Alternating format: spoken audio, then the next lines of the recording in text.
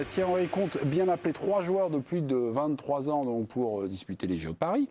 Voici le tiercé de Thierry Henry. Ses préférences. Kylian Mbappé, Antoine Griezmann, d'abord, ces deux noms sont régulièrement cités, il n'y a pas fondamentalement de surprise. Le troisième, un peu une surprise, c'est Olivier Giroud. Alors, Olivier Giroud au JO, vous validez le choix de Thierry Henry? Tout le monde valide? Oui. Tout le monde? Oui. The Voice, allez-y. Oui. Bah, totalement. D'abord parce que état d'esprit, exemplarité, profil tellement atypique et profil que, en effet, les Olympiques français n'ont pas. Et moi, je me souviens de Sébastien Haller quand il n'avait pas choisi la Côte d'Ivoire, quand il était très jeune. Il est arrivé en équipe de jeunes, justement, il disait tiens, un grand costaud qui est bon de la tête et puis qui est pas maladroit techniquement, si on veut schématiser, c'était un profil qu'on n'avait pas. Et j'avais été personnellement très déçu quand Haller, finalement, avec les problèmes qu'il a pu avoir, avait choisi la Côte d'Ivoire. Parce que c'est vrai que ce n'est pas des profils qu'on forme beaucoup, en tout cas dans le football français, depuis une dizaine d'années. Et Giroud est tellement inoxydable que ça donne assez envie. Bon, il aura 38 ans. Olivier Giroud évoquait sa présence aux Jeux de Paris. Vous allez voir, on a retrouvé une archive, c'était le 21 mars 2023. La réponse est polie, on est loin d'une campagne, d'un lobbying. Écoutez-le, c'est très court. Ce serait génial de jouer des Jeux Olympiques, participer à des Jeux Olympiques pour mon pays, évidemment. Après, un Euro 2024, c'est quelque chose qui me manque à mon palmarès aussi. Voilà, c'est un document de nos confrères d'Europe 1 que je n'avais pas cité, je suis désolé. Benjamin Quarez, Thierry Henry, il est fan d'Olivier Giroud. Il aime beaucoup Olivier Giroud, effectivement. Il le tient en haute estime, il aime bien la personnalité du joueur, son expérience. C'est un joueur qui, malgré son âge déjà avancé, prouve qu'il est encore performant. Il marque des buts avec l'AC Milan, il marque des buts avec l'équipe de France. Il sera peut-être le titulaire des Bleus à l'Euro l'été prochain.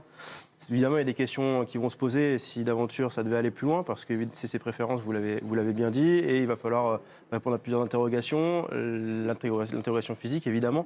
Savoir si à 37 ans, bientôt 38, il sera en capacité d'enchaîner l'Euro et les Jeux Olympiques. Et la deuxième question qui va se poser, c'est de savoir si lui, il est en capacité d'accepter le challenge, en sachant qu'il est en fin de contrat avec l'AC Milan et que ça peut poser souci, peut-être, s'il venait à quitter le club, pour les éventuels clubs intéressés. Voilà.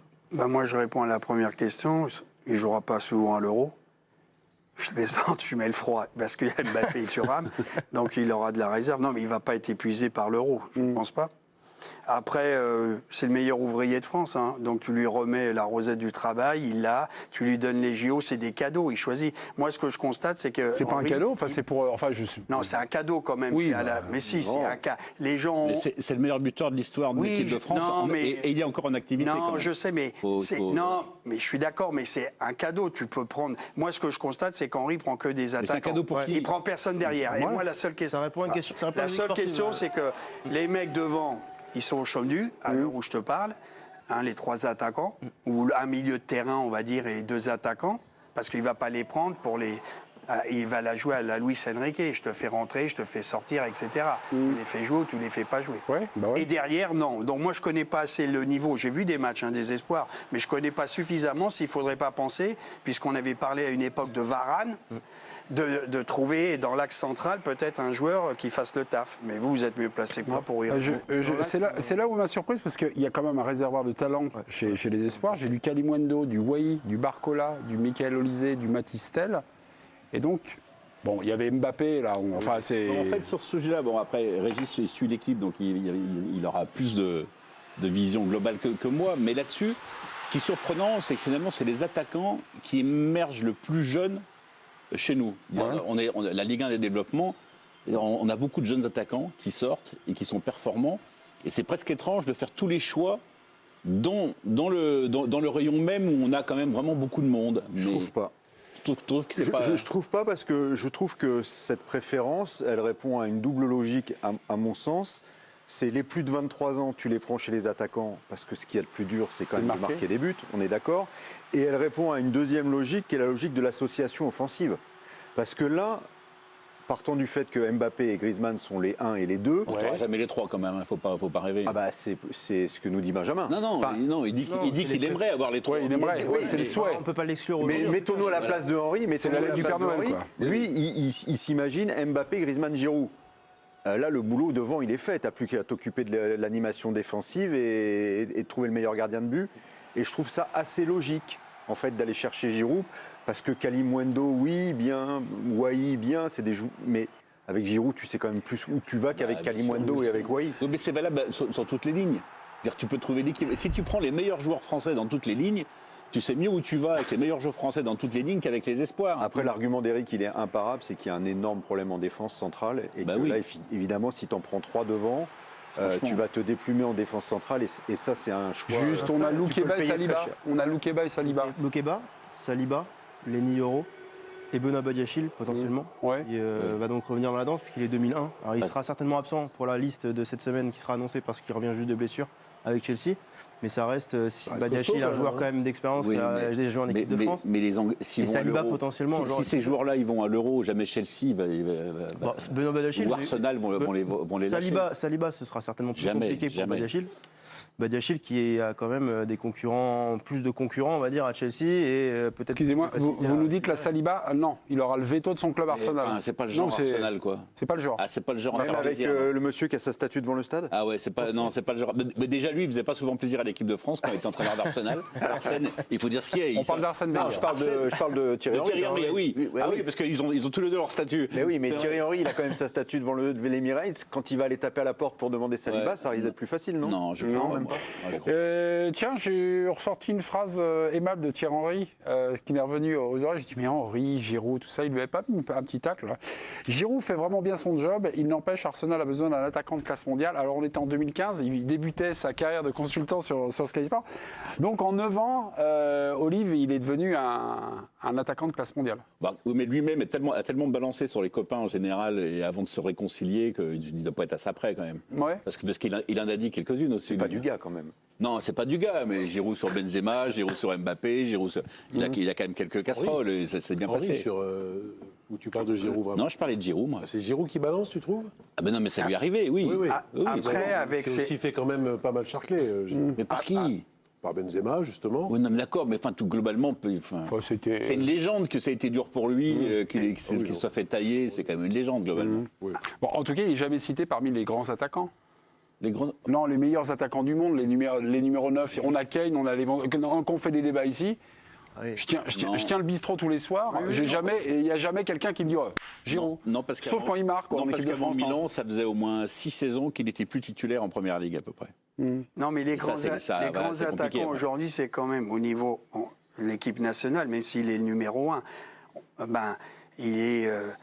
il n'est pas à 70, 75 buts comme certains le sont. On va prendre Messi, Ronaldo. Non, mais. Là, c'est des phénomènes. Quoi?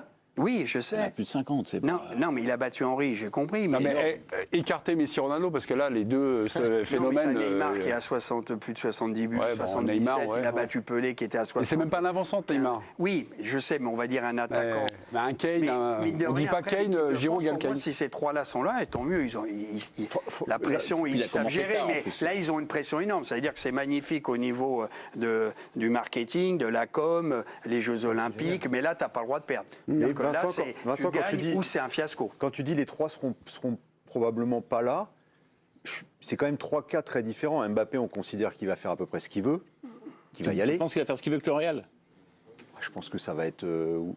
non. S'il va en finale de l'Euro, tu penses que le Real va être d'accord pour que une semaine après, 5 jours après, ils rejoignent les espoirs. 14 juillet la finale de l'Euro, 24 juillet début du tournoi. Parce que tu crois qu'avec le Real, Mbappé, il va pas négocier bien avant? Mais je dis juste après, donc, s'il va au bout des JO, ça finit 15 jours plus tard, donc on finit 7-8 août, il faut quand même qu'il prenne des vacances, tu lui donnes 10 jours, ça veut dire qu'il va signer...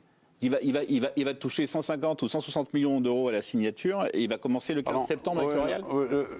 Là, ces trucs-là, ça s'anticipe.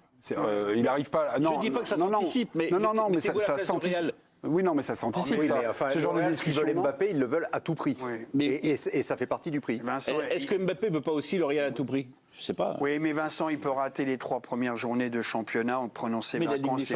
Oui, elle démarre le 9, mais le Real a joué très vite. Le Real a joué sans Mbappé depuis à l'heure où on parle. Ils savent passer les tours. Que ce soit problématique, oui. On dirait qu'il n'y a aucune star au Real qui sont démunis, ils n'ont plus d'équipe, ils n'ont plus rien. Non, mais il ne parlait pas de... Non, c'est votre côté le Barça. Il ne parle pas d'Irel, il s'en fout. Il parle de la complexité. Je parle de la difficulté qu'on arrive dans un club de dire je serai là dans 3 mois. Et de toute façon, d'une manière générale, je dis juste que si Thierry Henry, au jeu, il a son plan A, son plan B et son plan C, franchement, alors là, ça serait quand même un miracle, voilà, c'est tout. Bon, fin de cette première discussion sur une information du Parisien de Benjamin Quarez. Benjamin, parfait, on peut passer. C'était impeccable. Merci beaucoup. Si, on a un petit truc pour les JO. Il y a les Espagnols également. Oui, il y avait un petit complément d'information. En effet, avec les Espagnols, c'était en 2021. Rappelez-vous, ils étaient 6 à avoir enchaîné et l'Euro et les Jeux Olympiques. On va voir la petite photo. Regardez le point commun d'Oyarzabal, Pau Torres, Unai Simon, Dani Olmo et Eric Garcia. C'est qu'ils ont joué. Les deux, on rappelle que l'Espagne était allée en demi-finale de l'Euro et derrière avait enchaîné finale des Jeux Olympiques. Il y avait 16 jours d'écart entre la demi-finale de l'Euro et le début des Jeux Olympiques. On précise quand même que sur ces 6 jours, il n'y en avait aucun qui avait plus de 24 ans. Et puis, on peut aussi dire que derrière, il y en a un Pedri ou deux. Pedri notamment, je pense à Pedri, sérieusement, et que ça a été compliqué. On parle des espoirs, ça sera diffusé sur notre antenne les 22 et 25 mars prochains. Premier match des hommes de Thierry Henry contre la Côte d'Ivoire. Le deuxième, ce sera contre les États-Unis.